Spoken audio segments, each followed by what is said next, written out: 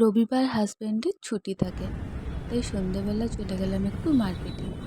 এমনিতে খুব একটা বাইরে বেরোনোই হয় না, বাচ্চা নিয়ে কোথাও বেরোনো যায় না, আর বাচ্চাকে রেখেও যাওয়া যায় না, একটা টেনশন যে ও কী করছে। তাই আজকে মামনির কাছে রেখে চলে গেলাম। আর এই যে ওরই জিনিস কেনাকাটা করতে এসেছি। ওর না গরমকালের জন্য পাতলা জামা খুব একটা নেই, তো ভাবলাম নিয়ে আসি। ওর বাবা ওই যে প্যান্ট দেখছিল, আর এই জামাটা আমার খুব পছন্দ হয়েছে, ওর বাবারও আমার দুজনেরই পছন্দ হয়েছে। তো নেওয়া হলো না, কারণ অনেকটা বড় সাইজে। এটাও খুব পছন্দ ছিল, কিন্তু নিলাম না, কারণ ওই যে বড়। এই প্যান্টগুলো আমি নিলাম কারণ এগুলো বাড়িতে পরার জন্য বেশ ভালো গরমকালে।